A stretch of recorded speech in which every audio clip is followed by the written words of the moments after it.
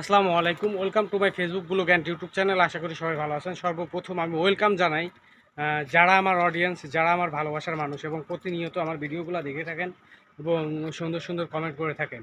আমরা যারা কবুতর পালন করি, আসলে বিশেষ করে কবুতরের প্রেমের সাথে যারা জড়িত আছি, অনেকেই ভাবে কবুতর পালন করে আসছেন।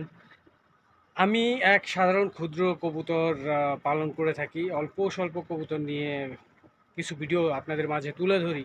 যারা একটা লট নিয়ে কাজ করে তাদের মধ্যে দেখা যায় যে অনেক ভালোবাসা, আমার থেকে অনেক বেশি ভালোবাসা থাকে তাদের মধ্যে। যারা কবুতর পালন করেন তারাই এই বিষয়টা আপনারা জানতে পারবেন এবং বুঝতে পারবেন যে কবুতর জিনিসটা কী, কবুতরের ভালোবাসাটা কী। আসলেও আমি যদি ওইভাবে আপনাদেরকে দেখাই, আমার এখানে দেখা যাচ্ছে যে ঘর আছে অনেক, কিন্তু কবুতরগুলো আছে অনেক কম।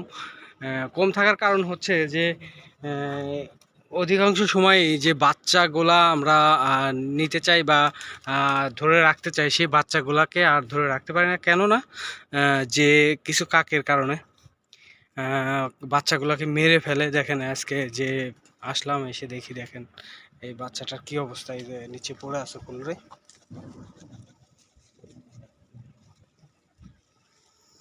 তো এরকম আরও অনেক বাচ্চা ছিল। তো কবুতর এর সেই বাচ্চাগুলা এখন আর নেই, কেননা কাকের অতিষ্ঠ জ্বালায় এখন আর সেই বাচ্চাগুলা নেই। প্রতিনিয়তই যদি কাকে হানা দেয়, বাচ্চাগুলার নিয়ে যায়, তাহলে কিভাবে থাকবে বলেন। আসলে ভালোবাসার অনুপ্রেরণা থেকে যারা আমরা কবুতর পালন করে থাকি আর আপনাদের মাঝে দেখাই, আমাদের সমস্যাগুলো তুলে ধরি। আমি মনে করি আপনারা যদি আমাদের এই সমস্যাগুলো আপনারা দেখে অনেকেই কবুতর পালন করে থাকেন, অনেক দিন পুরনো কবুতর পালন করেন, তারা যদি কিছু সলভ এর কথা বলেন তাহলে অবশ্যই সমস্ত কিছু সম্ভব।